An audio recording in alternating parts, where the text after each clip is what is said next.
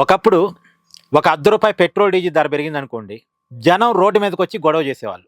కానీ ఇప్పుడు ₹2 ఒకసారి పెంచినా, ₹3, ₹4, ₹5 ఒకేసారి పెంచినా సరే రోడ్డు మీదకొచ్చి మాట్లాడేవాళ్ళు ఎంతమంది? సోషల్ మీడియాలో పోస్ట్ పెడతారు. ఇది పెంచడం అన్యాయం, క్రూడ్ ఆయిల్ ధరలు తగ్గినప్పుడు తగ్గించలేదు కదా, పెరిగినప్పుడు మాత్రం పెంచుతున్నారు, ఇలా మాట్లాడతారు. సోషల్ మీడియాలో మాట్లాడతారు. కానీ రోడ్డు మీదకొచ్చి ఎంతమంది ధర్నా చేస్తారు? ఎంతమంది ఆందోళన చేస్తారు? అసలు ఈ కల్చరే పోయింది. రోడ్డు మీదకి వచ్చి ధర్నాలు, ఆందోళనలు, రాస్తారోకోలు చేసే కల్చర్ దాదాపుగా పోయింది. జనాలకి ఎవరికి టైం లేదు, ఓపిక లేదు. నా తరపున పలానోడు పోరాటం చేస్తే బాగుండు అనుకుంటారు తప్ప ఎవడి సమస్య మీద వాడు పోరాటం చేద్దామని అనుకోడు. కాకపోతే పోరాటం చేసేవాడి వల్ల ఫలితం వచ్చిందనుకో, ఆ ఫలితం కోసం మాత్రం ఆశపడతాడు. కానీ పోరాటం చేయడానికి ఎవడు ఇష్టపడ్డు. అందుకనే పోరాడే కమ్యూనిస్టులు బాగా తగ్గిపోయారు. ఒకప్పుడు కమ్యూనిస్ట్ పార్టీలు బలంగా ఉన్నాయంటే పోరాటాల వల్ల. పోరాటాలు ఎప్పుడైతే జనంలో నశించాయో, పోరాడే తత్వం జనంలో ఎప్పుడైతే పోయిందో ఆటోమేటిక్గా కమ్యూనిస్టులు కూడా లేకుండా పోయారు. ఇప్పుడు కాక్రోజ్ జనతా పార్టీ మన సోషల్ మీడియాలో ఫాలోయింగ్ చూస్తేనేమో విపరీతంగా ఉంటుంది. కానీ రోడ్డు మీద కాక్రోజ్ జనతా పార్టీ ఆందోళన చూస్తేనేమో ఏముండదు. ఢిల్లీ జంతర్ మంతర్ దగ్గర ఆందోళన చేస్తే 1,00,000 మంది రాలేదు, వేల మంది, కేవలం 1000, 2000, 3000 ఎంతో కొంత. కానీ సోషల్ మీడియాలో వాళ్ళ ఫాలోయింగ్ కోట్ల మంది ఉంటారు. ఇప్పుడు ముంబైలో, కోల్కతాలో, చెన్నైలో, బెంగళూరులో, హైదరాబాద్లో వాళ్ళు ఆందోళన చేస్తే గట్టిగా 1000 మంది ఆందోళన కార్యక్రమానికి రావట్లేదు, 1000 మంది కూడా రావట్లేదు. అదే సోషల్ మీడియాలో చూస్తే వాళ్ళ ఫాలోయింగ్ ఏమో కోట్లలో ఉంది, రోడ్ల మీదకి ఏమో 1000 మంది రావట్లేదు పట్టుమని. అంటే జనాలకి రోడ్డు మీదకి వచ్చే ఓపిక లేదు, రోడ్డు మీదకి వచ్చే టైం లేదు, తమ సమస్య మీద తమకు పోరాడుకునేటువంటి పరిస్థితి లేదు. జనాలకి బేసిక్గా ఓపిక లేవు, టైము లేదు, ఆ పరిస్థితులు కూడా సహకరించేది లేదు.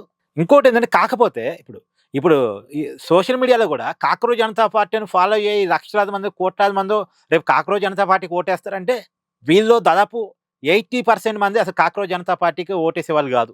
ఆ సమయానికి ఆ భావోద్వేగంలోనూ ఆ పరిస్థితుల్లోనూ కాక్రోజ్ జనతా పార్టీకి సోషల్ మీడియాలో జై కొడతారు, ఫాలో అవుతారు. కానీ రియాలిటీలో ఓటింగ్కి వచ్చినప్పుడు మాత్రం ఎవరికి ఓటేయాలి, మా కులమోడు ఉన్నాడా, నాకు డబ్బులు ఇచ్చేవాడు ఉన్నాడా, దీనికే ఇవన్నీ ఉంటాయి.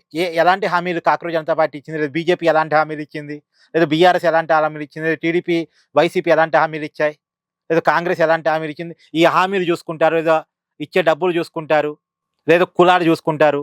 ఇలా ఓట్లేసేవాళ్ళు తప్ప దీంట్లో 80% మంది మళ్ళీ కాక్రోజ్ జనతా పార్టీకి ఓటేసేవాళ్ళు ఎవరు కాదు.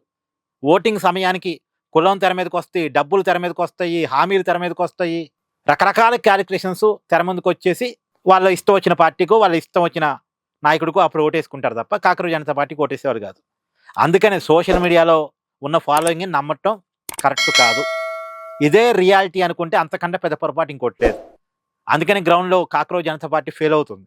ఇప్పుడు కాక్రోజ్ జనతా పార్టీ ఏమనుకుంది, బంగ్లాదేశ్లో వచ్చిన పోరాటం, లేదు మన పక్కన నేపాల్లో వచ్చిన జంజీ పోరాటం భారతదేశంలో కూడా క్రియేట్ చేయొచ్చు అనుకుంది. అంత ఈజీ కాదు.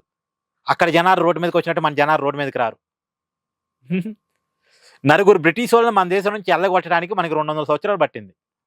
నలుగురు బ్రిటిష్ వాళ్ళని మన దేశం నుంచి ఎల్లగొట్టడానికి మనకి 200 సంవత్సరాలు పట్టింది. మన జనాలు అంత ఈజీగా రోడ్డు మీదకి రారు, అంత ఈజీగా యూనిటీ కారు, అంత యూనిటీగా స్ట్రగుల్ చేయరు. ఏమంటారు? కామెంట్ చేయండి. Please do like, share and subscribe this channel.